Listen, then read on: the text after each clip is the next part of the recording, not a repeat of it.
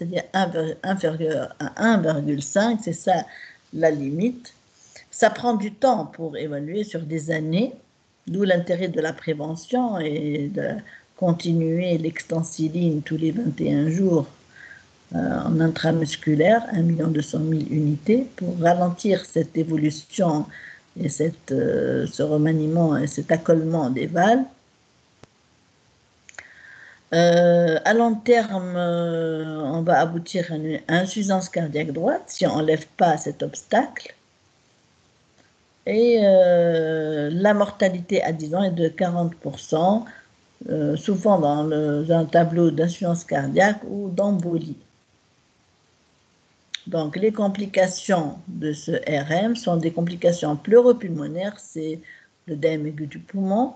Les complications liées à la dilatation de l'oreillette gauche, c'est la formation de caillots et les accidents vasculaires cérébraux et la fibrillation auriculaire. Les complications infectieuses, c'est l'endocardite infectieuse, mais c'est très rare pour le rétrécissement mitral. Il faut savoir que l'endocardite infectieuse est une infection des valves qui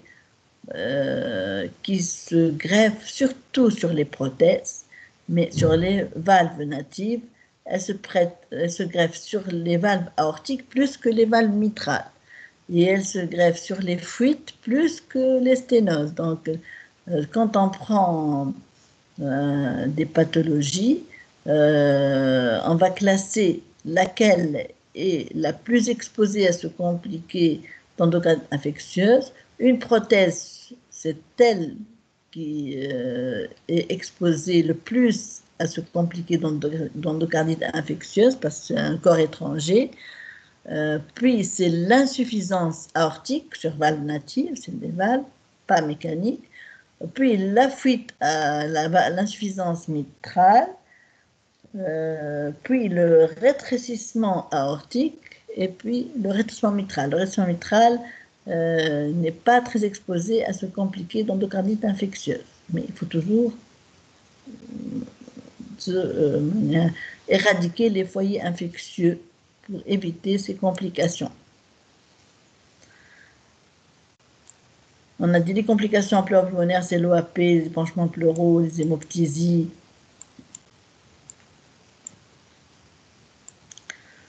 Les complications liées à l'oreillette gauche, c'est la fibrillation auriculaire, c'est la dilatation, c'est les troubles paroxystiques, les troubles du rythme paroxystique. Donc, à chaque fois que le patient passe en fibrillation auriculaire, c'est un tournant évolutif de la maladie parce que le débit cardiaque diminue, parce que l'oreillette gauche ne se contracte pas, donc le remplissage ventriculaire, il est affaibli et le patient va être plus dyspnéique, et stagnation du sang dans l'oreillette et formation de caillots et les embolies systémiques sont très fréquentes.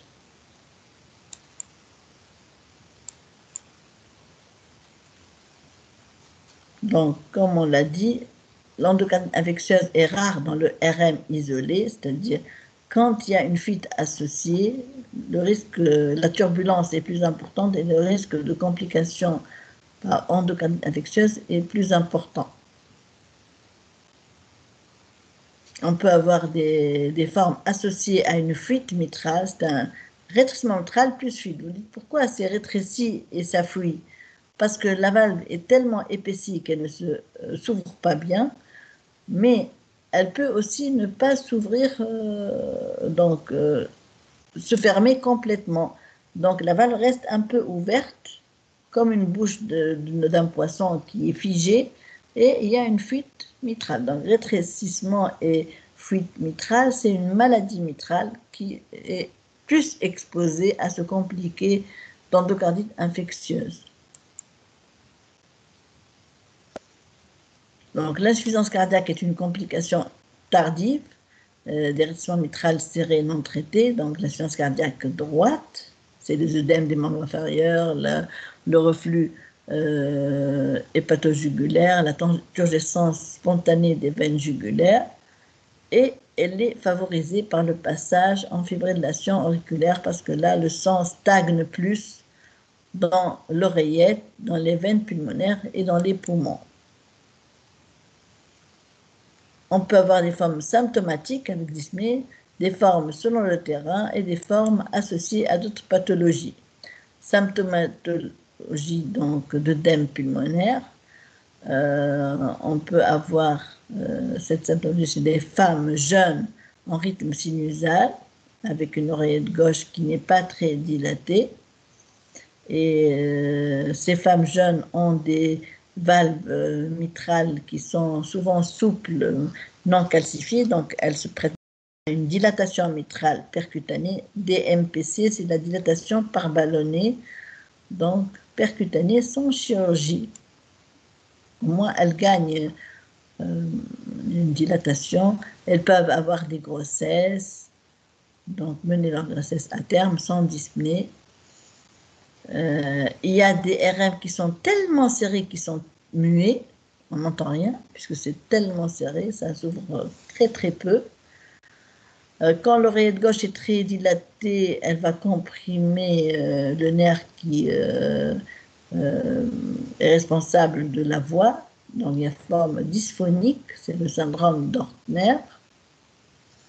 Il y a les formes avec une grande HTAP, dans les RM très serrés, avec des dilatations des cavités droites, de l'oreiller droit, du ventricule droit. Les formes de l'enfant, avant on voyait beaucoup de formes chez l'enfant, maintenant les enfants sont bien traités, surtout pour les angines, donc on voit de moins en moins de RM chez l'enfant, puisque le RAA a nettement diminué en Tunisie. La forme de la femme enceinte, aussi, c'est surtout l'œdème pulmonaire, l'OAP, souvent brutal et sévère. Et là, on indique la dilatation mitrale percutanée chez la femme à partir du 5e mois, parce qu'on a peur des rayons X qui vont entraîner des malformations chez le fœtus. Mais à partir du 5e mois, on peut faire une dilatation mitrale percutanée sous radioscopie, c'est-à-dire des rayons X, avec un tablier de plomb sur le ventre de la maman pour éviter l'irradiation du bébé.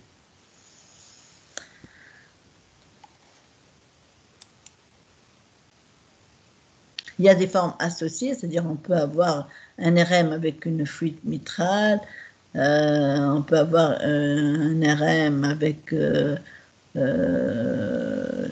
une fuite qui est assez importante, ça indique la chirurgie. On ne peut plus faire de dilatation mitrale percutanée parce qu'on va aggraver la fuite mitrale. Donc pour comprendre l'IM, il faut connaître le cours de la fuite parce qu'il y a une surcharge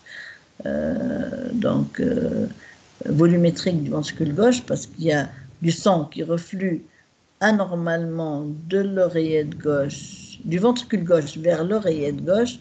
Donc l'oreillette gauche va se dilater et aussi le ventricule gauche va se dilater parce qu'il est rempli par excès au cours de la diastole. Donc le RM pur, le VG reste petit, mais dans la maladie mitrale, la fuite mitrale se dilate. Le syndrome de Luptin-Bakker, c'est une forme qui associe une communication interauriculaire congénitale avec un rétrécissement mitral rhumatismal, donc acquis, deux pathologies différentes, l'une acquise, l'autre congénitale. Et le RM va favoriser le shunt de l'oreillette gauche vers l'oreillette droite parce que le sang passe toujours de la cavité à haute pression vers la cavité à basse pression. Et donc, ça va soulager un peu la dilatation de l'oreillette gauche. Les œdèmes pulmonaires sont rares. La CIA, c'est comme une soupape qui diminue un peu les pressions au niveau de l'oreillette gauche. Mais il faut toujours opérer, fermer la CIA et remplacer la valve mitrale.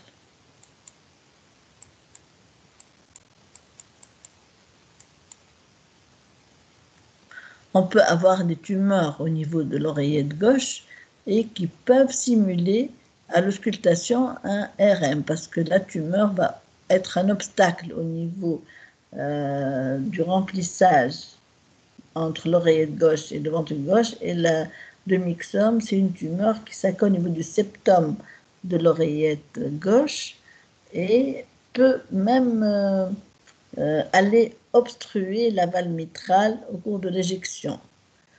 C'est une tumeur qui est rare et dont le traitement est chirurgical. Là, c'est la tumeur au niveau de l'oreillette gauche qui remplit l'oreillette gauche. Vous voyez, c'est un obstacle. À l'auscultation, il y a un roulement diastolique, on dirait qu'il y a une sténose mitrale. Mais quand on fait l'écho, on redresse le diagnostic. Le traitement médical, il va aider le patient à respirer, à ne pas avoir beaucoup de dyspnée, c'est des diurétiques, mais ce traitement est purement symptomatique. On ne peut pas le traiter sauf avec les médicaments. Donc, ça aide, le traitement médical, surtout quand on a une dyspnée, c'est des diurétiques, c'est le Lasix. Quand on a une arythmie, un rythme rapide, c'est les Digitalix, c'est la digoxine pour ralentir le rythme. Et quand il y a la fibrillation auriculaire, il faut anticoaguler pour éviter la formation de caillots. Tout ça, c'est un traitement symptomatique qui ne guérit pas le RM. Et il y a la prophylaxie de l'endocardite infectieuse, c'est-à-dire il faut éviter la greffe du germe sur les valves. Et ce germe, d'où il provient? Par exemple, le patient a un abcès cutané qui n'est pas traité, c'est le staphylocoque. Le germe staphylocoque peut faire une bactériémie et se greffer sur la valve, ou bien une carie dentaire qui se complique d'un abcès dentaire. Et le germe, c'est surtout le streptocoque qui va faire une bactériémie, par exemple lors d'une extraction dentaire, et ça va se greffer sur la valve. C'est une endocardite infectieuse. Et il faut toujours donner le traitement prophylactique du rhumatisme articulaire aigu, qui est l'extensiline. Donc, heureusement qu'il y a la dilatation mitrale percutanée qui ne nécessite pas de chirurgie. C'est un ballon d'Inouï.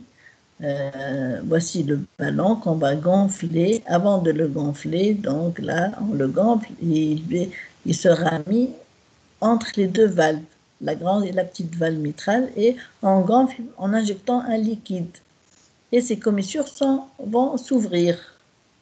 Voilà, on pénètre la sonde avec au départ la sonde qui est dégonflée et on perce le septum, on fait passer la sonde et on la fixe au niveau de la valve mitrale, puis on injecte et on ouvre le ballon en injectant un produit et ça va ouvrir les commissures.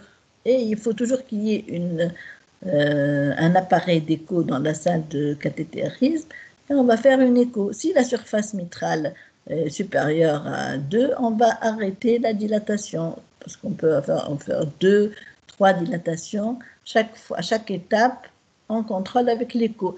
Dès qu'on a une ouverture de la valve mitrale, donc la surface était inférieure à 1,5 et elle devient à 2 par exemple, et on voit qu'il n'y a pas de fuite mitrale, on arrête parce qu'il ne faut pas trop gonfler et déchirer la valve. Donc il faut toujours surveiller par l'échocardiographie. Là, vous voyez un ballon qui est gonflé et qui va ouvrir les commissures.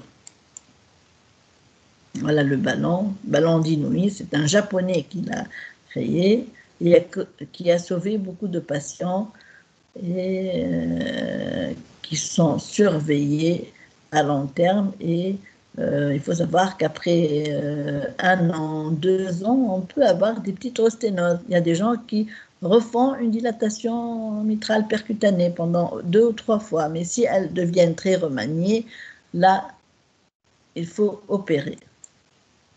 Voilà le ballon qui est gonflé à l'intérieur du cœur et entre les deux valves. Voilà, là, c'est les traces des valves qui sont sténosées et plus on remplit la sonde par du liquide radio-opaque et puis levé de cet obstacle, il n'y a plus ces empreintes parce que la valve s'est ouverte. Donc c'est l'écho qui est notre guide lors de cette manœuvre de dilatation mitrale percutanée. Donc, on arrête si la surface mitrale est supérieure à 1,5 avec une ouverture complète d'une commissure. Il y a des contre-indications qu'il faut connaître de la dilatation mitrale percutanée. La calcification valvulaire importante, parce que ça risque de se déchirer, le remaniement important de l'appareil sous-valvulaire, le thrombus intra-auriculaire, parce que la sonde peut faire décoller le thrombus et migrer et faire un ABC au cours de la manœuvre, si l'IM, la fuite mitrale, est égale ou supérieure à grade 2, moyenne, c'est-à-dire si elle est moyenne, il ne faut pas dilater parce qu'on va aggraver la fuite. Si on ouvre les valves, la fuite va s'aggraver. Et s'il y a une valvulopathie aortique associée, par exemple s'il y a un RAO, un rythme aortique serré ou une fuite aortique, puisqu'elle nécessite une chirurgie, donc il faut opérer les deux en même temps. Parce que si on dilate la valve mitrale, la fuite aortique va s'aggraver, donc on opère les deux en même temps, et on les répare. Les complications de cette dilatation, hémopéricarde, parfois la sonde va trouer le cœur et aller dans le péricarde, c'est une urgence, on doit drainer l'hémopéricarde. Hémopéricarde, c'est-à-dire du sang dans le péricarde. Une embolie systémique, on a dit quand il y a un caillot qu'on n'a pas vu, par exemple, une IM aiguë, une déchirure de la valve, ça arrive avec la sonde, et le ballon qui a ouvert par excès les commissures. Une communication interoculaire par le trou qu'on a provoqué. Normalement, c'est un petit trou qui va diminuer, mais parfois, il y a une communication qui est importante par le guide qu'on a fait pénétrer dans le septum. Le décès par un trouble du rythme, par exemple. Et il ne faut pas oublier qu'il faut toujours surveiller ces patients, même si on a eu un succès de la dilatation mitrale, parce qu'au bout d'1 an, 2 ans, 3 ans, 4 ans, 5 ans, il y a un risque de resténose mitrale à long terme. C'est pour ça qu'il faut surveiller et faire l'écho tous les ans et faire la surface mitrale. Si elle se resténose, on refait une autre dilatation ou bien une chirurgie. Maintenant, le traitement chirurgical. Avant, à la place de la dilatation mitrale percutanée, il y avait la commission mitrale à cœur fermé, sans CEC, sans circulation extracorporelle. On faisait une petite incision au niveau de l'auricule et on faisait entrer des bougies qui dilataient la valve mitrale. Puis, ça s'est développé, on fait une commission mitrale à cœur ouvert, une chirurgie à cœur ouvert, et on fait une chirurgie plastique de la valve mitrale avec des ciseaux, on coupe les commissures qui sont fusionnées. C'est une réparation, d'ailleurs ça tient bien, on a beaucoup de cas qui ont bénéficié de cette méthode et qui ont eu de bons résultats avec peu de resténose. Et enfin, quand les valves sont très remaniées et calcifiées, c'est le remplacement valvulaire mitral par prothèse mécanique ou biologique. Mécanique, c'est métallique, c'est la prothèse la plus utilisée, c'est 2 ailettes. Il faut toujours mettre le patient sous traitement anticoagulant quand il est porteur d'une prothèse mécanique, parce qu'elle peut se thromboser. Par contre, quand il y a une prothèse biologique, ce n'est pas la peine de mettre les traitements anticoagulants, sauf si le patient est en fibrillation auriculaire. Mais ces prothèses biologiques, on les met seulement chez les patients qui sont très âgés, parce que ces valves biologiques dégénèrent, elles se perforent, elles se déchirent, elles donnent des fuites avec le temps au bout de 8 à 10 ans. Donc le choix, c'est plutôt la prothèse valvulaire mécanique. Voici les différents types qui ont évolué Et celle qui est à l'extrême droite, c'est la meilleure prothèse à double ailette qui s'ouvre et se ferme. Donc, et elle est durable pour toute la vie si elle ne se complique pas d'endocardite infectieuse ou de thrombose. Donc, vous voyez, les prothèses mécaniques durent longtemps, mais il faut un traitement anticoagulant.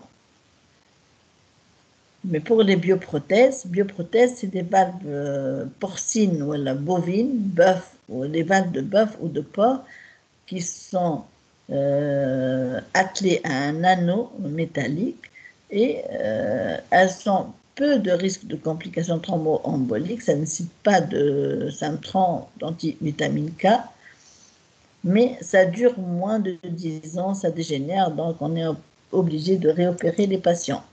Vous voyez les différents types de bioprothèses. Donc, les indications, quand le RM est serré, inférieur à 1,5, on a dit qu'il est symptomatique. S'il est asymptomatique, donc, il y a un risque thromboembolique élevé, avec une fibrillation auriculaire, une dilatation de l'oreillette gauche, il faut l'opérer parce que l'oreillette gauche très dilatée expose le patient à un risque. Et il y a aussi un risque d'évolution vers l'insuffisance cardiaque droite quand il y a une hypertension artérielle pulmonaire supérieure à 50 mm de mercure. Donc, il faut toujours lever l'obstacle si la surface mitrale est inférieure à 1,5.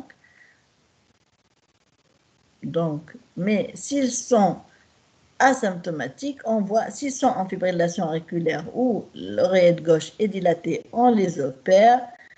Et s'ils ont une hypertension artérielle pulmonaire supérieure à 50, on les opère, malgré qu'ils sont peu symptomatiques. Il y a des gens qui supportent la dyspnée et qui minimisent leur gêne.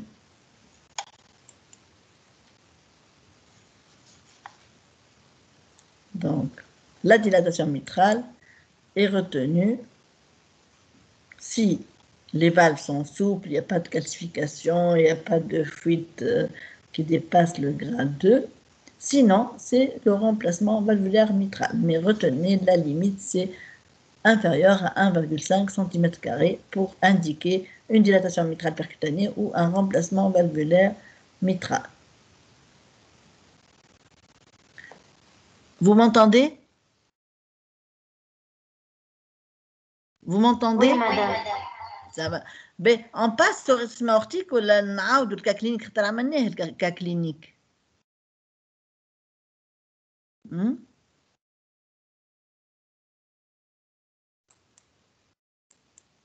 voulez qu'on refasse le cas clinique? Ben, donc, on a une patiente âgée de 34 ans qui consulte pour une dyspnée. Elle n'a aucun antécédent particulier, elle ne fume pas. Elle a mené à bien 2 grossesses à l'âge de 25 et 31 ans. Elle est depuis sous contraceptifs oraux. L'histoire de sa maladie remonte à une année par l'installation d'une dyspnée aux efforts de la vie courante. Mais depuis 3 jours, la patiente rapporte des palpitations concomitantes à une aggravation de sa dyspnée. L'examen clinique note une pression artérielle à 110-70 mm de mercure, un pouls irrégulier autour de 120 battements par minute, et l'auscultation montre un roulement diastolique à la pointe, là c'est pointe, et un éclat de B2 au foyer pulmonaire.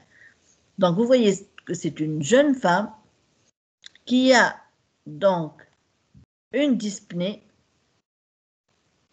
qui s'est aggravée dernièrement et depuis 3 jours, la patiente rapporte des palpitations avec un rythme irrégulier. Donc, à quoi on pense si le rythme est irrégulier? À une fibrillation auriculaire. Et surtout, c'est cette patiente qui a un roulement diastolique à la pointe. Un roulement diastolique, ça témoigne du rétrécissement mitral serré. Et l'éclat de B2 au foyer pulmonaire, c'est le signe d'hypertension artérielle pulmonaire. Donc, c'est un RM serré, on suspecte à l'auscultation. Donc, un RM serré avec HTAP et qui est passé en fibrillation auriculaire parce que le rythme est devenu irrégulier. Et quand il y a une fibrillation auriculaire, la dyspnée s'aggrave parce que le débit cardiaque diminue, parce que l'oreillette gauche ne se contracte plus normalement. Donc là, le CG, il montre un rythme qui est rapide, absence d'onde de P avant tout complexe QRS. Vous voyez, ça, c'est pas, il n'y a pas une onde de P partout. Le rythme, il est irrégulier et rapide. Bon, on ne voit pas bien, sauf en AVF, on voit qu'il y a des ondes F de fibrillation auriculaire. Donc, pour dire que c'est une fibrillation auriculaire, il faut 3 critères. 1, absence d'onde P précédant tout complexe QRS. 2, présence d'onde F, donc de fibrillation auriculaire, qui sont des ondes très rapides, c'est à une fréquence de 400 par minute, qui sont irréguliers. 3, le rythme ventriculaire est irrégulier. Vous voyez, en D1, par exemple, les espaces entre les différents QRS ne sont pas équidistants. Donc, c'est la fibrillation auriculaire. Ça, c'est une tachyarrhythmie parce que la fréquence, si on la calcule sur 15 cm, on prend 15 cm et on voit le nombre de QRS fois 10 parce que 15 cm, c'est 6 secondes. Pour voir le nombre de QRS dans 60 secondes, on multiplie par 10. Parce que 6 secondes fois 10, c'est 60 secondes. Donc, c'est une tachyarrhythmie chez cette patiente. La radiothorax montre une cardiomégalie avec à droite un débord droit avec un double contour, un arc moyen gauche qui est là un peu convexe, une surcharge hilaire bilatérale, c'est une silhouette mitrale. L'oreillette gauche est dilatée, il y a une HTAP. Donc, vous voyez le CG, rythme irrégulier, non sinusal à 120 par minute, axe normal en D1, absence d'onde P, présence d'onde F, arythmie complète par fibrillation auriculaire, tachyarrhythmie parce que c'est supérieur à 100, bon, repolarisation normale. Et là, la silhouette mitrale avec l'arc moyen gauche qui est convexe, le débord droit, le double contour, la surcharge vasculaire parce qu'il y a une HTAP. Donc, quel est le diagnostic le plus probable? C'est le rétrécissement mitral serré chez cette jeune dame qui a un roulement diastolique, un rythme irrégulier et un éclat de B2 au foyer pulmonaire qui signe l'HTAP. Et quel est l'examen complémentaire qui permet de confirmer votre diagnostic? Quel est son apport? C'est l'échodoppler cardiaque. Il faut toujours dire l'échocardiographie ou l'échographie cardiaque. Doppler, parce qu'on utilise le Doppler aussi pour voir les flux. Et son apport, c'est qu'il montre les valves, le degré de sténose, le degré de remaniement, le retentissement sur les cavités cardiaques,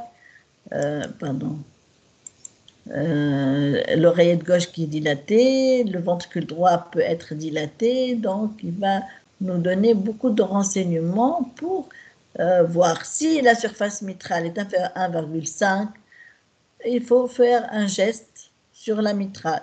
Et si les valves sont peu remaniées, on fait une dilatation mitrale percutanée. Si elles sont aussi non calcifiées et la fuite n'est pas importante, ne dépasse pas le grade 2.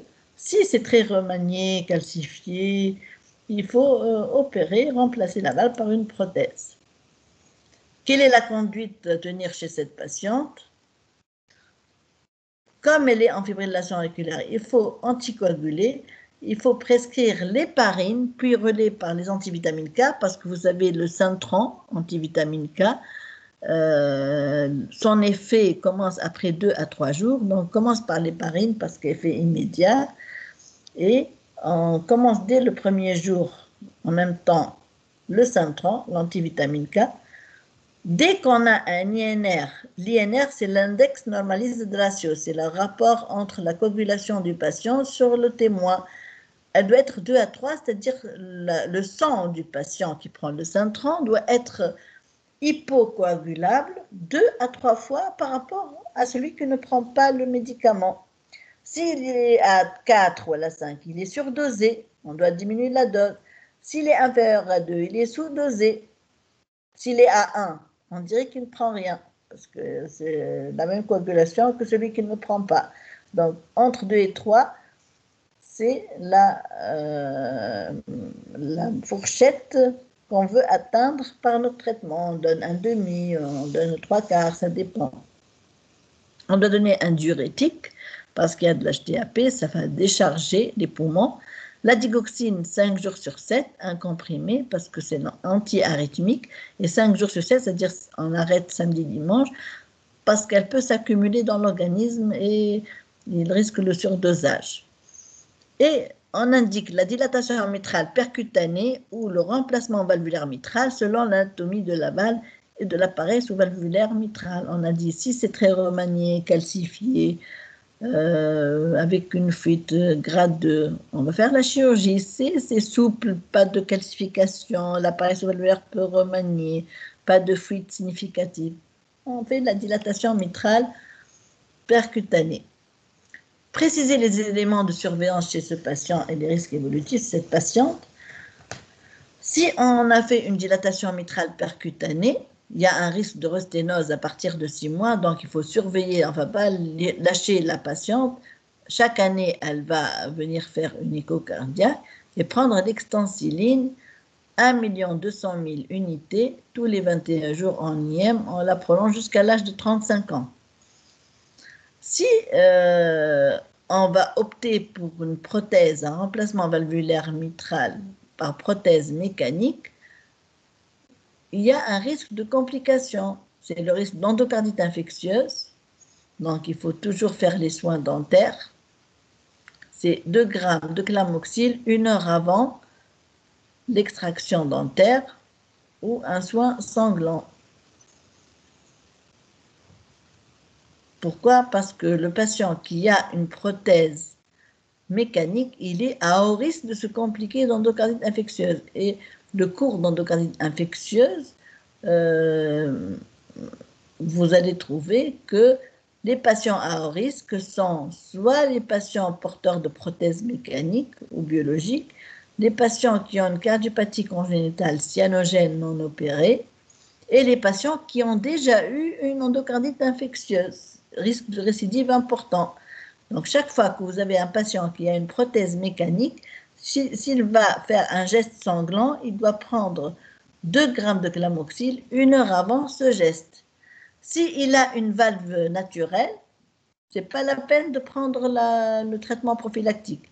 C'est surtout la prévention. Il faut toujours qu'il aille chez le dentiste 1 fois par an, chercher s'il y a une carie. C'est un traitement préventif.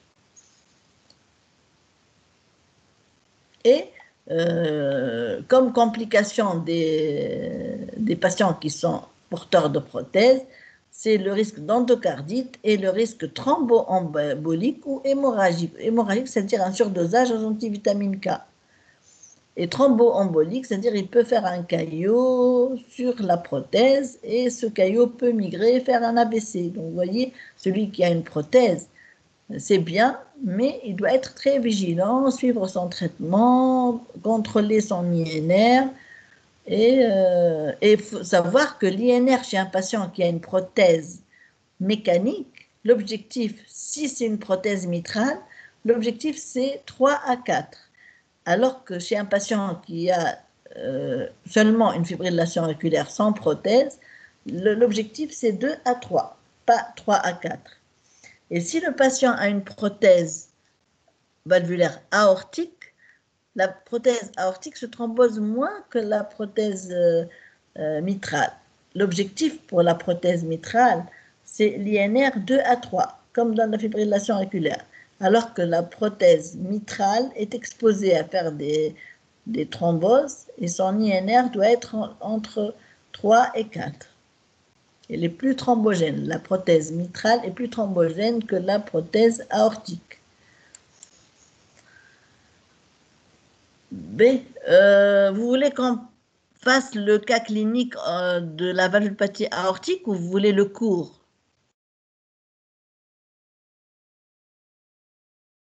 Vous m'entendez?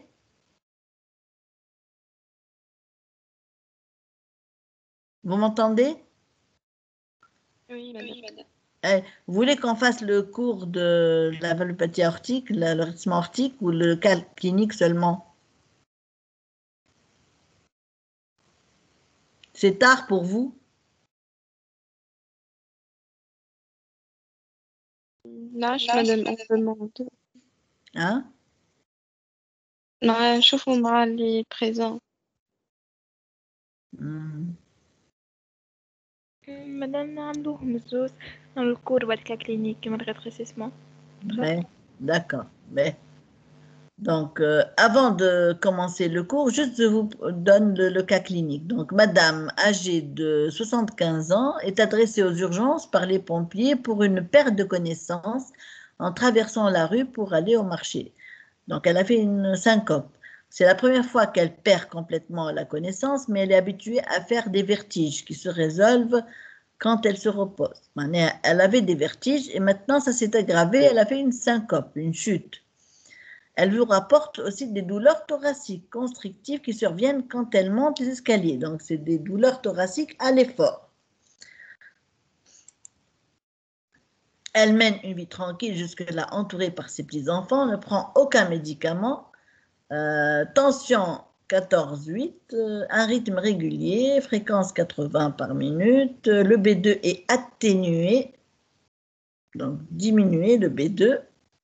Le B2, normalement, c'est, on a B1, c'est l'ouverture sigmoïde aortique, fermeture des mitrales, ou le B2, c'est le début de la diastole, donc la fermeture des sigmoïdes aortiques. Ce B2 est diminué. Vous auscultez un souffle systolique intense au bord, c'est une erreur, au bord droit du sternum. Le souffle systolique du rétrécissement aortique, c'est à droite, mouche à gauche, qui irradie aux carotides. Elle n'est pas en insuffisance cardiaque. Devant ce souffle systolique, quelles pathologies doivent être suspectées? Souffle systolique latérosternal droit, irradiant vers les vaisseaux du cou. Quelles sont les étiologies possibles aux douleurs thoraciques rapportées par Madame D? Quel examen demandez-vous pour avancer dans votre enquête étiologique? Et que cherchez-vous à travers ces examens? Bien, on va retourner après au cas clinique. Maintenant, on va voir le rétrécissement aortique.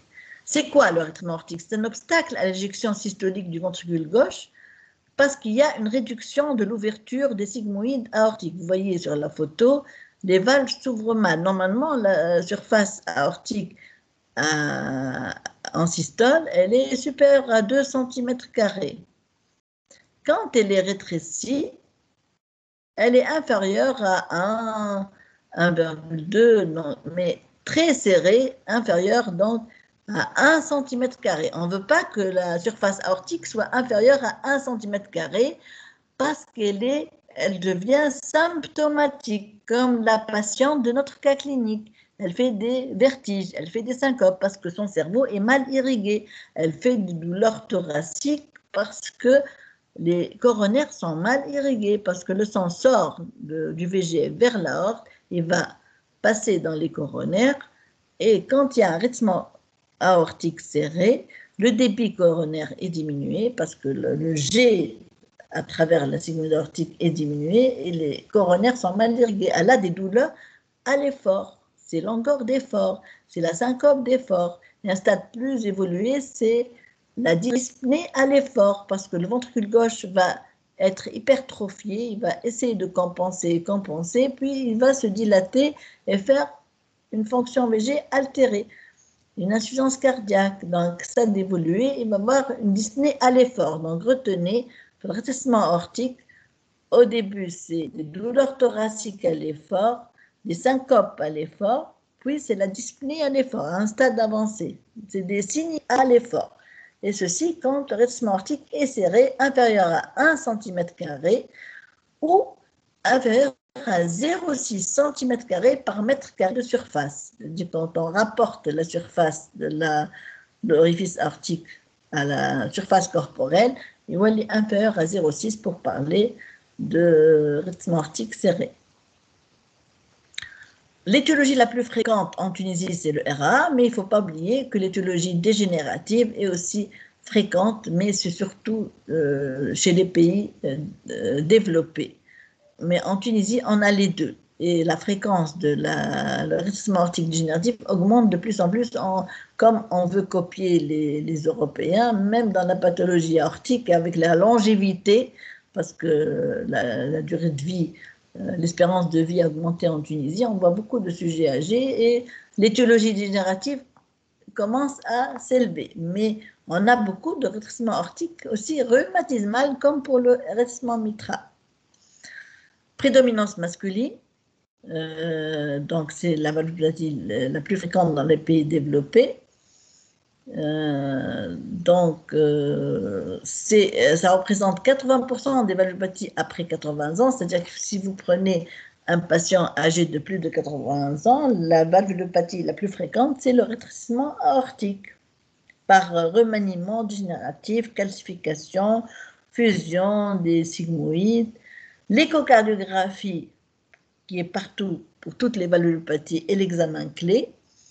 Le pronostic est grave, pourquoi? Parce qu'avec l'HVG importante, on peut avoir des troubles du rythme, à type de tachycardie ventriculaire, d'extrasystole ventriculaire, et cela risque de faire une mort subite par trouble du rythme. C'est pour ça qu'un sujet âgé qui a un rétrécissement aortique serré, même s'il est âgé, on dit on doit l'opérer parce qu'il peut être exposé à une mort subite. Donc, actuellement, tout est développé pour le rétrécissement aortique. Il y a les prothèses valvulaires mécaniques type Saint-Just, et on fait le remplacement valvulaire par prothèse mécanique. Et comme la technologie a évolué, on a maintenant même un remplacement valvulaire aortique sans chirurgie percutanée, ça s'appelle le TAVI, transaortique ventriculaire interventionnel. Donc, on met en place une prothèse valvulaire qui est comprimée dans une gaine et qu'on va faire par le cathéter monter dans la valve qui est calcifiée, et on l'ouvre et on gonfle un ballon à l'intérieur de la valve et on place cette prothèse biologique, pas mécanique, à travers la valve pathologique. Et on peut aider ces patients âgés à survivre avec cette prothèse, bioprothèse, qui va prolonger leur vie. C'est une nouvelle technologie, mais c'est très cher, ça coûte 60 000 dinars, 70 000 dinars. Et la CNAM ne rembourse pas ses patients. Donc, les étiologies, c'est le RA, le rétrécissement aortique dégénératif, c'est la maladie de Monckeberg. Celui qui l'a découvert, c'est des calcifications.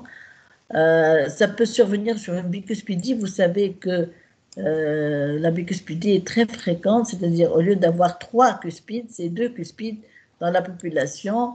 On peut avoir un nombre important de bicuspides, mais ça favorise la survenue de dégénérescence et de rétrécissement aortique.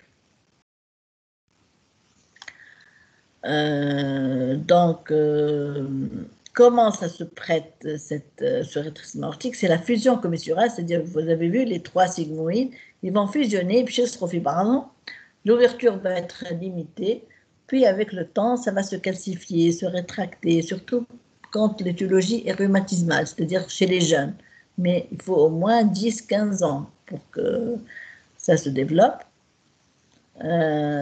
Et souvent, c'est une valve qui ne se ferme pas bien et qui ne s'ouvre pas bien. Donc, c'est une maladie aortique, sténose et fuite, parce que les valves sont figées et laissent un pertuis qui fait une fuite, comme un robinet qui ne se ferme pas bien. Le plus fréquent chez les sujets âgés, c'est le rétrécissement aortique dégénératif. C'est la pathologie des sujets âgés qui font des syncopes, des douleurs thoraciques. C'est comme l'athérosclérose des valves, avec des calcifications très importantes, des spicules calcaires qui vont tellement calcifier la valve que Le chirurgien, quand il ouvre pour opérer, il ne reconnaît plus les 3 sigmoïdes ou les 2 sigmoïdes, parce que c'est un bloc calcaire. C'est ça la maladie de Monckeberg, c'est un bloc calcaire. Vous voyez les valves ici. C'est des calcifications qui sont extensives et peuvent s'étendre même vers le septum, des spicules calcaires qui peuvent couper le tissu conductif qui passe dans le septum et se compliquer de BAV. Un rétrécissement aortique serré peut entraîner un BAV complet, bloc auriculo-ventriculaire complet avec une bradycardie. On doit monter une sonde et mettre un pacemaker parce que le rythme est devenu très lent et les spicules calcaires ont interrompu le tissu conductif dans le septum. Vous voyez, à droite, c'est la bicuspidie, 2 sigmoïdes. Ceux qui ont 2 sigmoïdes, c'est congénital, ils peuvent faire de façon plus fréquente le rétrécissement aortique dégénératif sur ce type de valve bicuspide. C'est l'usure plus précoce de la valve sous l'influence du flux sanguin turbulent. Il y a des causes congénitales, il y a des RAO congénitaux, des bébés qui sont nés avec un rétrécissement aortique, mais ça se prête bien à une dilatation par ballon. Maladie de Paget, c'est une maladie qui infiltre la valve aortique, qui s'épaissit. L'insuffisance rénale chronique qui est hémodélysée peut faire des calcifications au niveau des valves aortiques et faire le rétrécissement aortique. Il y a l'hypercholestérolémie familiale, c'est comme l'athérosclérose accélérée qui va se greffer sur les sigmoïdes et les rendre très sténosés. Ou bien l'endocardite infectieuse. EC, c'est l'endocardite infectieuse par des végétations obstructives. Des végétations, c'est des amas de plaquettes et de fibrines infectées sur les sigmoïdes qui sont obstructives. Donc, vous savez que la surface aortique, normalement, est autour de 3 cm². On parle de RM serré lorsque la surface, pas RM, rétrécissement aortique serré lorsque la surface est inférieure à 1 cm² ou 0,6 cm² par mètre carré de surface, modéré entre 1 et 1,5, lâche supérieur à 1,5. Donc, on fait un geste, surtout une chirurgie, lorsque la surface est inférieure à 1 cm². Il y a donc un gradient de pression VG aorte. Vous voyez que les conséquences, c'est l'hypertrophie. Vous voyez un VG en couple avec une grosse hypertrophie de la paroi musculaire du VG. Et au début, donc c'est un phénomène de compensation. Si on n'enlève pas l'obstacle, parce que le VG lutte contre cette valve rétrécie, il va s'hypertrophier, et avec une compensation. Mais après plusieurs années, il va se mincir et se dilater. C'est la cardiomyopathie dilatée, secondaire, un RAO serré, évolué, qui n'a pas été traité. Vous voyez le VD, comment il est dilaté et fin après une longue période d'hypertrophie. Mais nous, on veut lever l'obstacle avant la survenue de l'insuffisance cardiaque. Donc l'HVG, c'est un phénomène compensateur pour lutter contre cet obstacle. Parce qu'il lutte pour éjecter le sang et vasculariser en périphérie. La fonction diastolique s'altère aussi parce que c'est des troubles de la compliance, parce que le ventricule gauche, quand il est hypertrophié, il se remplit mal, il s'expand mal. La compliance, c'est le remplissage.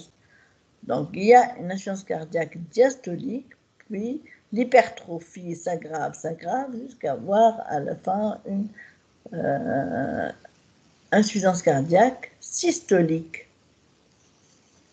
La fibrillation auriculaire peut survenir parce qu'on a aussi ici une dilatation de l'oreillette gauche, et qui dit dilatation de l'oreillette gauche dit une paroi fine et fibrosée, et c'est la fibrillation auriculaire qu'on craint, et c'est un tournant évolutif de la maladie, et dès qu'on a une fibrillation, il faut prescrire les anticoagulants et l'antivitamine K qui est le Centron avec un INR entre 2 et 3.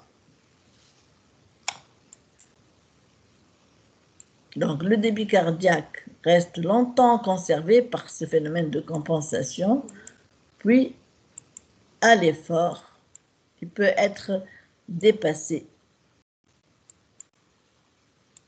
Et le patient donc va avoir des symptômes à l'effort, une hypoperfusion cérébrale, une hypoperfusion myocardique, c'est l'angor, et la dyspnée à l'effort, c'est l'insuffisance cardiaque.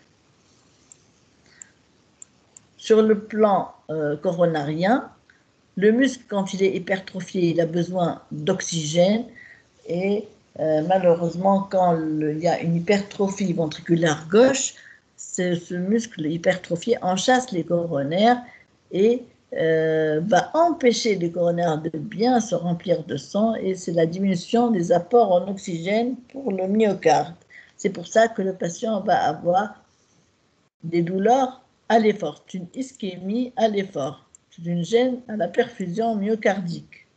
C'est une diminution de la réserve contractile. C'est une fibrose musculaire. Maintenant, on va faire une étude clinique du rétrécissement aortique pur serré rhumatismal de l'adulte. On peut aussi faire comme si c'était aussi un rétrécissement aortique serré dégénératif chez le sujet âgé.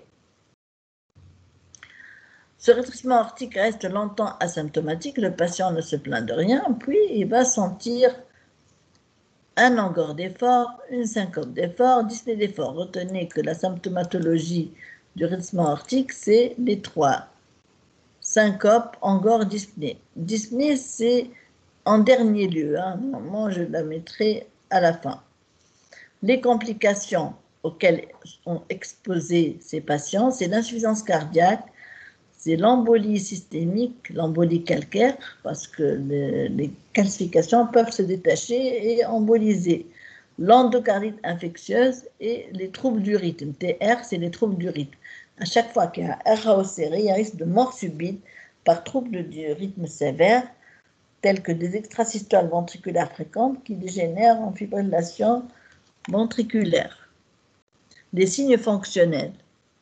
Donc, on a dit, ils sont fréquents, l'angor d'effort, la syncope d'effort et la dyspnée à l'effort. La syncope, au début, ça commence par des lipothymies, des troubles visuels, puis ça s'aggrave et ça devient une syncope. Vous connaissez la syncope, c'est une perte de connaissance totale et brève, avec une chute souvent chute et blessure, secondaire à l'hypoperfusion cérébrale à l'effort. Donc, on va examiner le patient. On va voir le pouls, il est petit. Pourquoi? Parce que le débit cardiaque est diminué, le rétrécissement aortique est serré, donc le pouls n'est pas bondissant. La pression artérielle diastolique est pincée parce que la systolique est abaissée. Puisque la systolique est abaissée parce que l'éjection ventriculaire est limitée. Le choc de pointe dévié en bas et à gauche parce qu'il y a une hypertrophie puis une dilatation du ventricule gauche, donc le choc de pointe va aller vers la gauche à cause de cette hypertrophie ventriculaire gauche. Le frémissement systolique, quand on met la main sur le thorax et surtout au deuxième espace intercostal droit, le foyer aortique, on sent une vibration dès que le souffle dépasse 4/6. Donc, c'est une vibration qui témoigne d'un rétrécissement aortique organique. L'occultation, c'est le souffle qui est éjectionnel, rude, râpeux, mésosystolique. Il est losangique, on va le voir, d'autant plus tardif que la sténose est serrée. L'intensité, corrélée au degré de la sténose, elle irradie vers les vaisseaux du cou. Il faut toujours mettre le cystoscope au foyer aortique en parasternal droit, mais aussi on longe les vaisseaux du cou. Le B2 est diminué, souvent quand le rétrécissement aortique est serré, parce que le B2, c'est la fermeture des sigmoïdes aortiques, début de la diastole, et comme c'est très remanié, calcifié, ça bouge peu, donc ça fait moins de bruit. La fermeture fait moins de bruit parce que c'est des valves qui bougent peu, qui sont figées. Voilà, le souffle qui est losangique, il est loin de B1 et de B2 et il va monter, monter, monter, puis descendre. Mais pourquoi il n'est pas accolé à B1 et à B2? Parce qu'il y a le temps là de relaxation isovolumétrique et de contraction isovolumétrique. Ça met un peu de temps pour qu'il s'ouvre. Quand il s'ouvre, le souffle va commencer. Donc il y a un petit délai entre l'ouverture et l'éjection. La radiothorax qu'il faut toujours faire, elle va montrer une HVG concentrique, hypertrophie ventriculaire concentrique, avec un aspect arrondi de la pointe, une pointe qui peut être plongeante, une dilatation de l'aorte ascendante, parce que l'aorte ascendante est dilatée par les lésions de G. On doit chercher les calcifications aortiques sur le profil de la radio.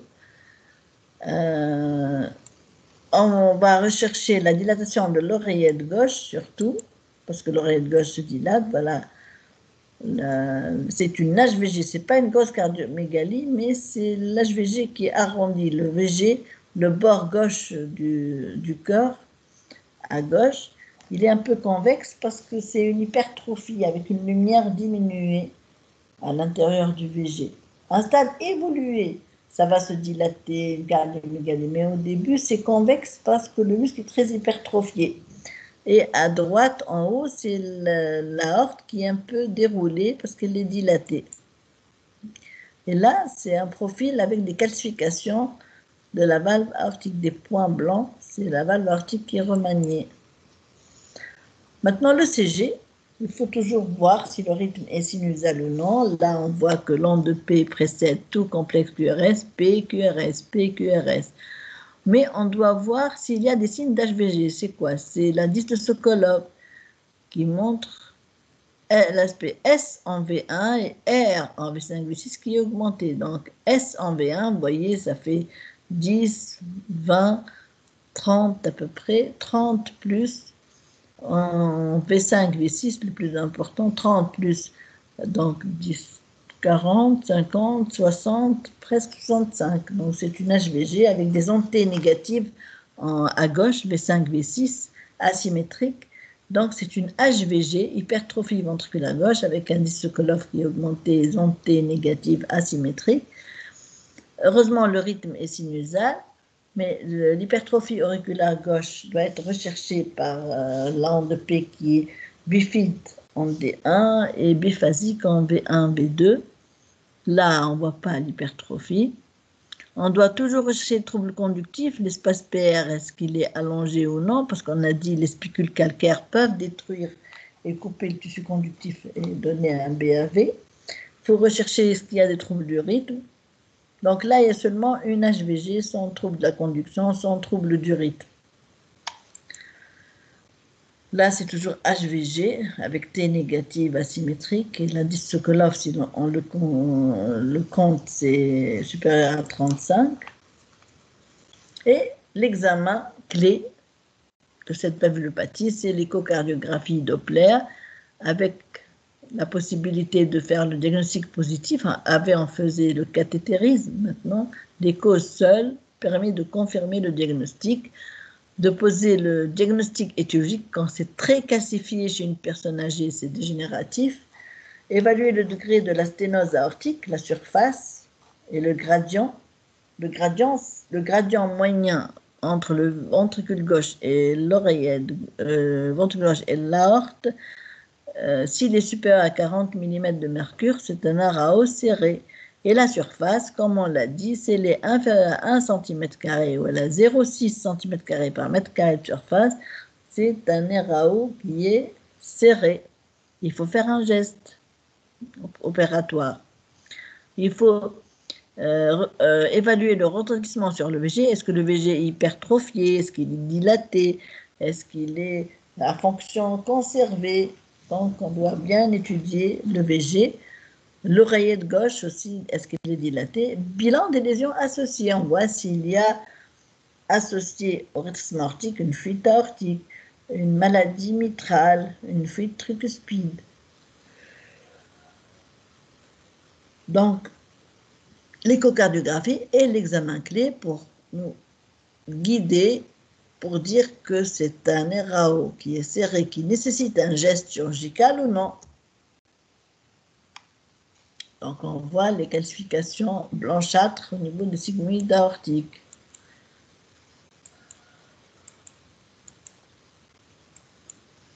Dans ce temps mouvement qui montre une ouverture limitée du sigmoïde aortique.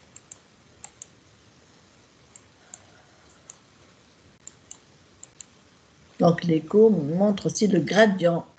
On a ici le gradient moyen à 48 mm de mercure. C'est l'appareil qui nous donne ce gradient. Le gradient, s'il est supérieur à 40 mm de mercure, c'est un RAO serré. Il faut faire un geste chirurgical ou de dilatation. Et il y a une progression annuelle de ce rétrécissement aortique. Au fil des années, il faut suivre donc le gradient et la surface pour arriver à temps à l'indication opératoire et ne pas arriver au stade d'insuffisance cardiaque gauche. Là, le résultat sera mauvais et le patient pourra décéder avant d'arriver à la chirurgie. Donc là, c'est l'écho. L'ouverture du sigmoïde aortique qu'on va évaluer. Donc, comme on l'a dit, rétrécissement aortique serré, si surface aortique inférieure à 1 cm² ou bien 0,6 cm² par mètre carré de surface. L'indice de perméabilité, là, qu'on a dépassé, il ne faut pas le retenir. Retentissement sur le VG, l'HVG, la fraction de rétrécissement, la fraction d'éjection. Fraction d'éjection, ça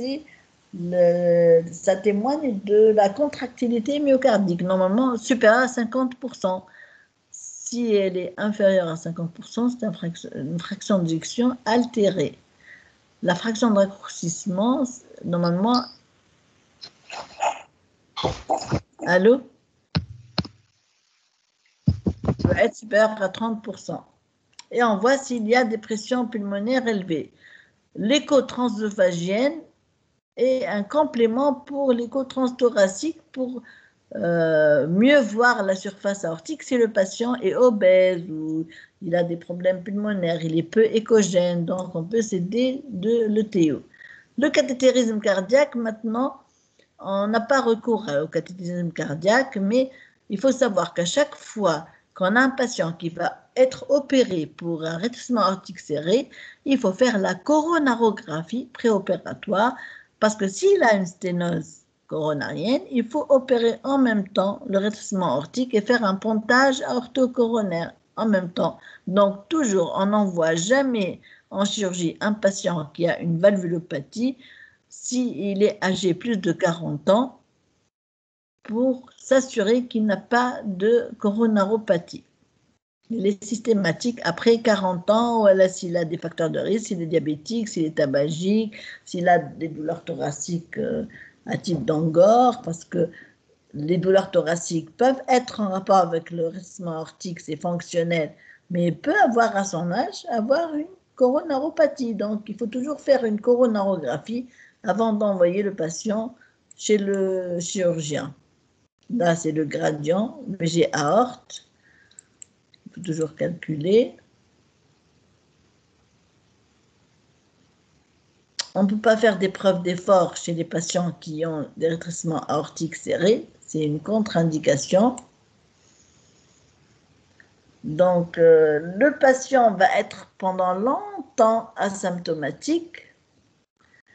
Et ça dépend des patients. Il y a des patients qui ont une progression rapide de la sténose. Il y a des gens qui ont une progression lente de la sténose. Donc, ils sont différents. Chacun évolue. Il y a plusieurs facteurs qui interviennent. Mais c'est pour ça que à chaque fois qu'on découvre un rétrécissement aortique qui est serré, s'il n'est pas encore arrivé moins de 1 cm², on doit le surveiller avec une écho tous les ans pour voir si la surface aortique est en train de diminuer. Dès qu'il arrive à 1 ou moins que 1, on pose l'indication opératoire. Donc, au cours d'évolution, après la survenue d'un angor, si on ne l'opère pas, il peut décéder au bout de 4 ans. S'il a des syncopes, décès peut arriver au bout de 3 ans. S'il a une insuffisance ventriculaire gauche, c'est-à-dire il a une dyspnée, il va vivre 2 ans. S'il a une insuffisance cardiaque globale, il va vivre 6 mois. Donc c'est pour ça qu'il faut les opérer avant que ne survienne l'insuffisance ventriculaire gauche ou l'insuffisance cardiaque globale. Généralement, dès qu'on a un souffle à l'auscultation, on doit faire une écho cardiaque, un souffle systolique au foyer aortique nécessite confirmer ou non le diagnostic de rétrécissement aortique serré par l'échocardiographie Doppler. Retenez que les complications de rétrécissement aortique sont multiples. MS, c'est la mort subite par trouble du rythme parce qu'il y a l'hypertrophie ventriculaire gauche, l'endocardite infectieuse, c'est une greffe bactérienne, l'embolie calcaire, le bloc auriculo-ventriculaire, on a dit des spicules calcaires qui coupent le tissu conductif, l'insuffisance cardiaque et les troubles du rythme, fibrillation auriculaire, tachycardie ventriculaire. Le diagnostic différentiel, c'est un souffle systolique, donc c'est l'insuffisance mitrale, l'insuffisance tricuspide, l'entrissement pulmonaire, la cardiomyopathie hypertrophique. Il y a des rétrécissements aortiques congénitaux qui sont acquis, les bébés sont nés avec et évoluent avec. C'est des rétrécissements aortiques congénitaux. Là, c'est le B2 est conservé. Rétrécissement aortique sus et sous-valvulaire.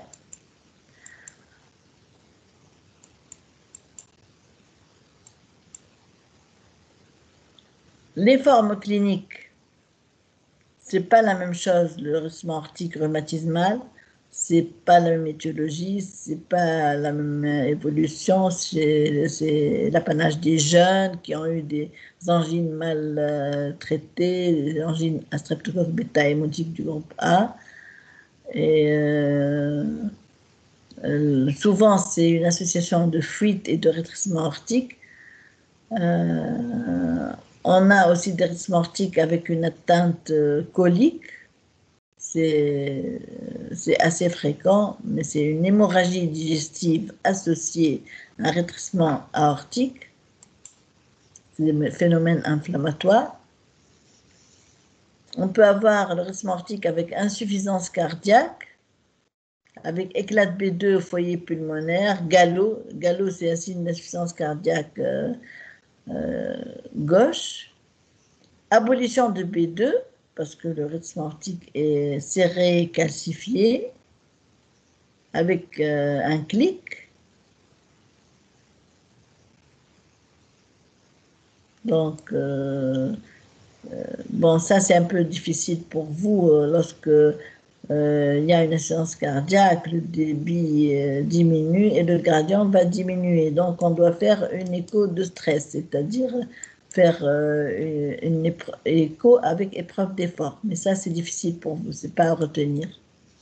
Enfin, le traitement, il s'adresse aux complications. Par exemple, l'insuffisance cardiaque nécessite des diurétiques, des digitaliques. La fibrillation auriculaire, c'est surtout le traitement anticoagulant et anti-arythmique. L'antibioprophylaxie de l'endocarite infectieuse avant tout geste à risque de bactériémie, c'est-à-dire tout patient qui a un rétrécissement aortique qui va faire une chirurgie abdominale ou donc un geste saignant ou bien une extraction dentaire. Donc, il faut prendre ses précautions. S'il a une prothèse déjà, il faut mettre les antibiotiques 1 heure avant l'extraction dentaire parce qu'il y a un haut risque d'endocardite infectieuse. Si c'est sur valve native, il faut toujours éradiquer les foyers infectieux, faire des contrôles chez les dentistes, rechercher les caries, les traiter pour éviter les abcès dentaires. Et si le rétrécissement aortique est d'origine rhumatismale, il faut continuer à faire sa prophylaxie, c'est-à-dire l'extensiline, 1 200 000 unités tous les 21 jours.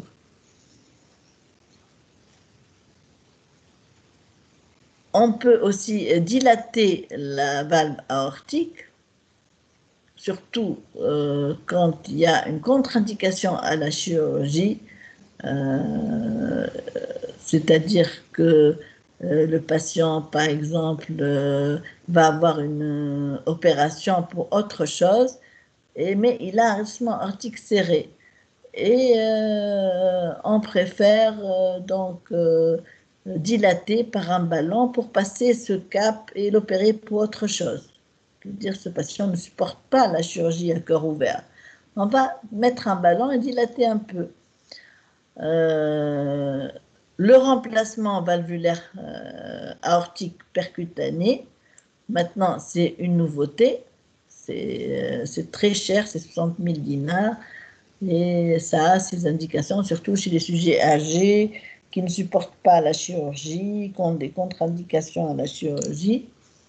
Et enfin, le traitement chirurgical, c'est le seul traitement efficace et durable quand on utilise la valve aortique mécanique. On a la valve mécanique métallique, c'est-à-dire à double ailette, qui est durable. Il faut l'anticoagulation avec un INR entre 2 et 3. Ce n'est pas comme pour la prothèse mitrale 3 à 4. Et il y a les prothèses biologiques qui sont moins thrombogènes, mais de durée limitée, qui peuvent dégénérer. On peut les mettre chez les patients plus que 75 ans, parce qu'on dit que l'espérance de vie n'est pas très importante, ils ne vont pas faire beaucoup de dégénérescence. Donc retenez 2 types de prothèses, mécanique pour les moins de 75 ans, biologique pour les plus de 75 ans. Donc, on va retenir le remplacement pour les RAO serrés symptomatiques ou asymptomatiques après avoir fait un test d'effort positif, c'est-à-dire ils souffrent à l'effort, donc on ne les laisse pas comme ça et on les opère. Ou bien lorsqu'il y a un retentissement important, VG dilaté, fonction commence à s'altérer, ou une progression rapide de la sténose. Dans les autres cas où le rétrécissement n'est pas serré, on va surveiller tous les ans par l'écho. Quelles sont les complications des prothèses précoces et tardives? C'est les fuites prothétiques lorsqu'il y a des lâchages de fils, les obstructions de prothèses par thrombose, les dégénérescences des bioprothèses, l'endocardite infectieuse sur prothèses mécaniques ou biologiques, les accidents thromboemboliques peuvent survenir sur les prothèses mécaniques, l'hémolyse et anémie pour les prothèses mécaniques qui diminuent de plus en plus avec le perfectionnement des prothèses.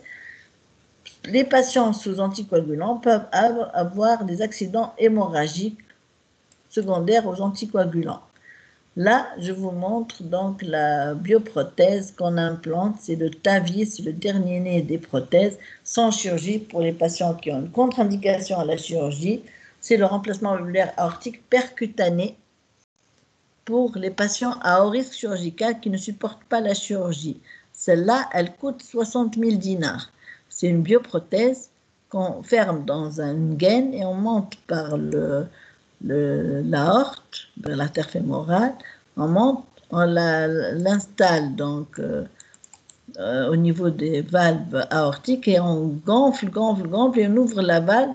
On va implanter cette valve donc là, au niveau des sigmoïdes aortiques. On ne va pas enlever les sigmoïdes aortiques, ce n'est pas chirurgical, on va les écraser par cette prothèse qu'on va déployer par un ballon qui va la laisser en place dans la valve pathologique, comme valve in valve.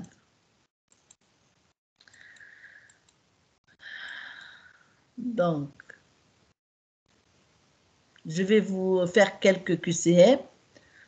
Le rétrécissement aortique peut se compliquer d'embolie périphérique. Oui, parce que on peut avoir une calcification qui se détache et donner un AVC, par exemple. Ne se complique d'hypertrophie ventriculaire gauche qu'en cas d'hypertension artérielle associée. Non, elle se complique d'hypertrophie ventriculaire gauche, même s'il n'y a pas d'HTA, parce que c'est un obstacle à l'éjection. L'apparition de syncope et de mauvais pronostics. Oui, c'est un signe de sténose serrée, parce que la syncope, elle est secondaire à une mauvaise perfusion cérébrale. Le diagnostic positif se fait à l'écho, oui, c'est juste. Donne un roulement diastolique, non, ça donne un souffle systolique. Le rétrécissement aortique se manifeste par une syncope d'effort, oui. Peut se compliquer d'embolie calcaire, oui. Plus fréquent chez les sujets jeunes, non, c'est plutôt dégénératif. L'endocardite infectieuse est l'étiologie la plus fréquente du rétrécissement aortique, non, c'est pas l'étiologie la plus fréquente, c'est dégénératif. La présence d'un souffle diastolique à l'auscultation, non. Quelle est l'étiologie la plus fréquente du rétrécissement valvulaire mitral? C'est le rhumatisme articulaire aigu. Le rétrécissement mitral serré peut se compliquer par la ou les situations cliniques suivantes. Un AVC cérébral ischémique, oui, quand on a un RM serré avec dilatation de l'oreillette gauche et un thrombus intra-auriculaire gauche, donc il va migrer vers un AVC, oui. A. Un œdème aigu du poumon, oui, parce qu'il y a une HTAP. Une tachycardie ventriculaire, non, parce que le ventricule gauche est protégé dans le RM pur. Il n'y a pas de trouble du rythme ventriculaire, au contraire, il y a de trouble du rythme auriculaire, c'est la fibrillation auriculaire. D, oui. Une insuffisance cardiaque droite, oui. Au fil des ans, à long terme, l'HTAP va retentir sur le ventricule droit qui souffre en injectant le sang vers les poumons, il va s'hypertrophier puis se dilater. C'est l'insuffisance cardiaque droite. Donc, dans le RM, il n'y a pas d'insuffisance cardiaque ventriculaire gauche. Il y a de l'OAP sans atteinte du ventricule gauche. L'OAP, c'est dû à l'hyperpression capillaire. Mais le VG reste petit. Et à long terme, le VD se dilate. Donc, réponse A, B, D, E. Parmi les complications possibles d'un rétrécissement aortique serré, l'endocardite infectieuse, oui. L'insuffisance cardiaque, oui. Un accident vasculaire cérébral, oui. Un bloc auriculo-ventriculaire, oui, par les spicules calcaires. La péricardite, non, c'est autre chose, c'est un autre événement. Parmi les propositions suivantes, quelle est la pathologie qui a le plus haut risque d'endocardite infectieuse? Insuffisance mitrale, insuffisance aortique, une prothèse valvulaire mécanique en position aortique, le rétrécissement aortique, le rétrécissement mitral. Celle qui a le plus haut risque de se compliquer, c'est la prothèse mécanique en position aortique. Même si elle est en position mitrale, toute prothèse mécanique on est exposé à un très haut risque de complications d'endocardite infectieuse. C'est pour ça qu'il faut faire la prophylaxie. Par exemple, s'il va faire une extraction dentaire, il faut prendre le clamoxyl, 2 grammes, 1 heure avant l'extraction. Pour les valvulopathies natives, l'insuffisance mitrale, l'insuffisance aortique, le rétrécissement aortique, l'insuffisance mitrale sur valve native sans prothèse, il faut faire la prévention, c'est tout, c'est-à-dire toujours soigner ses dents, mais ce n'est pas la peine de prendre l'antibiotique 1 heure avant l'extraction, comme pour les prothèses ou pour ceux qui ont des antécédents d'endocardite infectieuse ou ceux qui ont des cardiopathies cyanogènes non opérées. Ça, c'est les patients à haut risque d'endocardite infectieuse. Donc, une patiente porteuse d'une prothèse valvulaire aortique doit subir une extraction dentaire.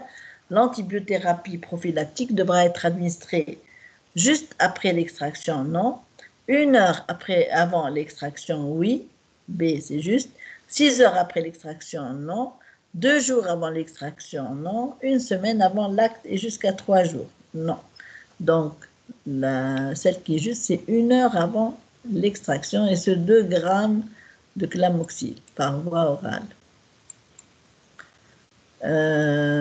Vous voulez qu'on fasse le cas clinique rapidement? Vous m'entendez? Hein? Oui. Oui, madame. Ben, d'accord. Hein. Je vais aller vers le cas clinique rapidement.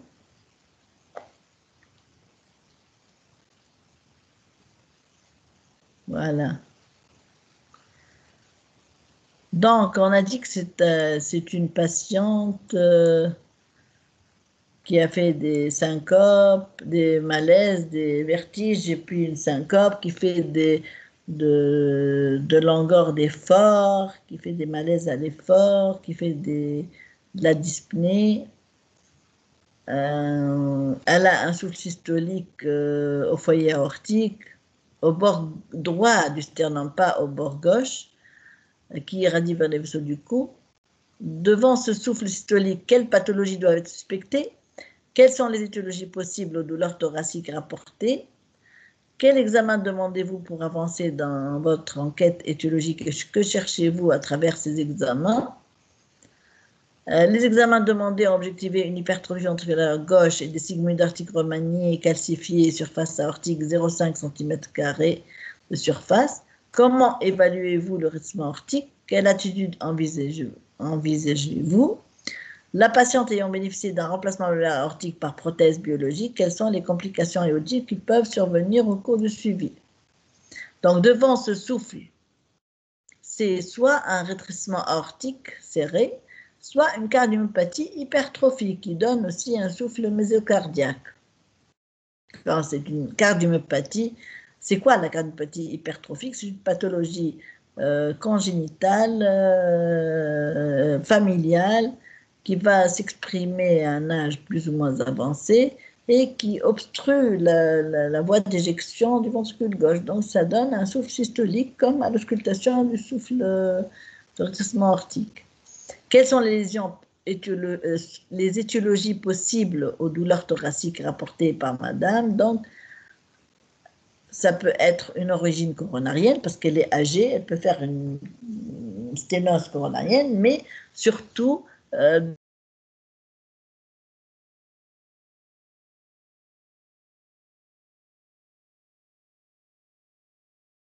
parce qu'il y a un rétrécissement aortique et les coronaires sont mal irrigués parce que le débit coronaire est diminué étant donné que l'éjection du sang du VG vers la aorte est diminuée. Donc, il y a une part fonctionnelle, mais aussi elle peut avoir une atteinte coronarienne vu l'âge.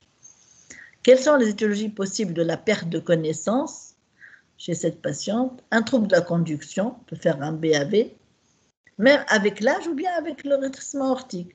Un trouble du rythme, puisqu'elle a un RAO serré, peut faire des extrasystoles répétées, des tachycardies ventriculaires, ça peut donner une syncope. Une étiologie ischémique cérébrale, par hypoperfusion cérébrale, un obstacle à l'éjection du ventricule gauche.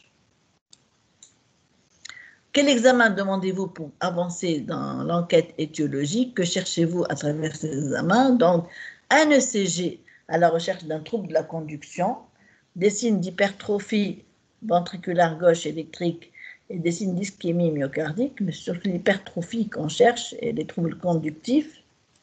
Et bien sûr, pour confirmer le diagnostic, c'est une échocardiographie transthoracique à la recherche de troubles de la cinétique segmentaire, étudier la valve aortique, évaluer le degré de sténose, évaluer la sévérité et le retentissement de cette sténose aortique, c'est-à-dire est-ce que le VG est hypertrophié, c'est-à-dire au début, puis est-ce que ce VG il est dilaté ou non, est-ce que la fonction VG est conservée, elle est au stade d'insuffisance cardiaque ou non, mais c'est surtout pour confirmer le diagnostic, le degré de sténose, le degré de remaniement des sigmoïdes aortiques et voir le retentissement sur les cavités cardiaques, surtout le VG avec l'HVG.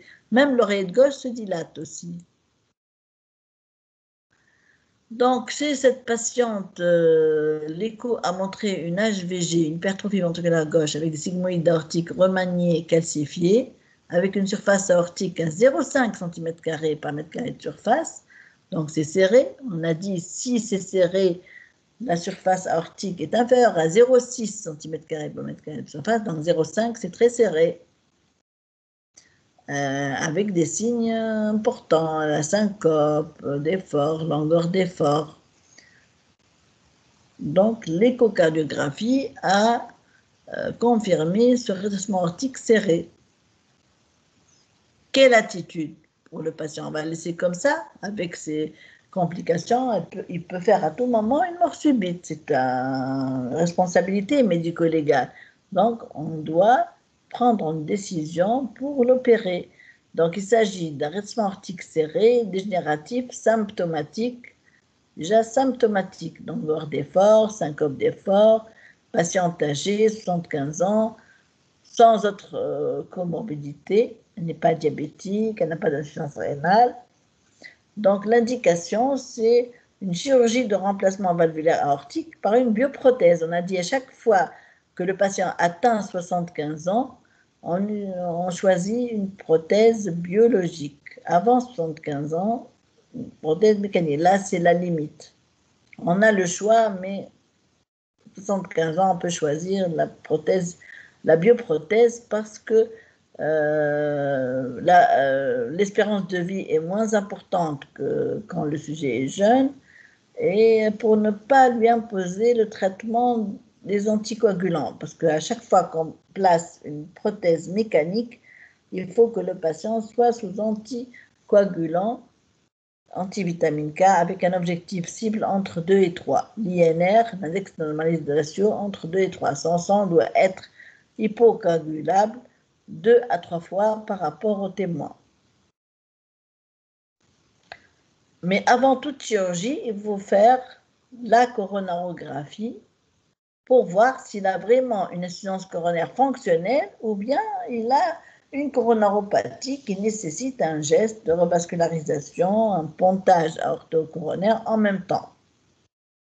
En préopératoire aussi, on fait l'échodoppler des vaisseaux du cou pour voir s'il a une sténose des carotides. À son âge, l'athérosclérose peut être diffuse et les chirurgiens toujours nous demandent de faire avant la chirurgie, à part les soins dentaires, l'examen ORL, on fait la coronarographie, on fait l'échodoppler des membres inférieurs et l'échodoppler des vaisseaux du cou, à la recherche de l'athérosclérose.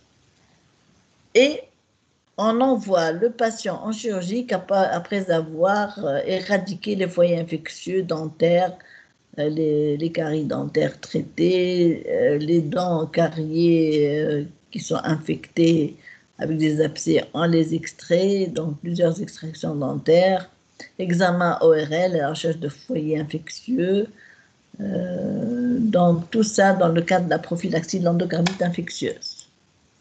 La patiente ayant bénéficié d'un remplacement valvulaire aortique par prothèse biologique, quelles sont les complications évolutives qui peuvent survenir au cours du suivi?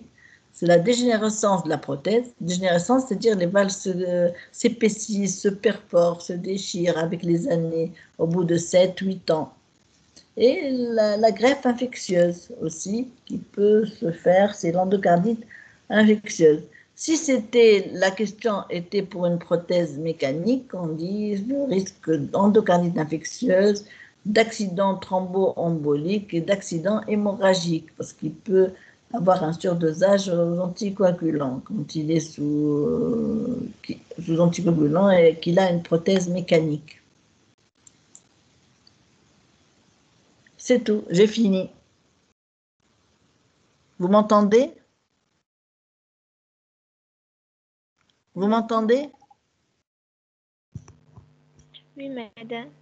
Ah, j'ai fait le tour, RM ou l'RAO. Ça va, vous avez compris? Oui, madame, merci. Merci, madame. De rien, de rien. Aïe, bon courage, bonne nuit. Bonne nuit. Merci, bonne nuit. Si. Allez, allez.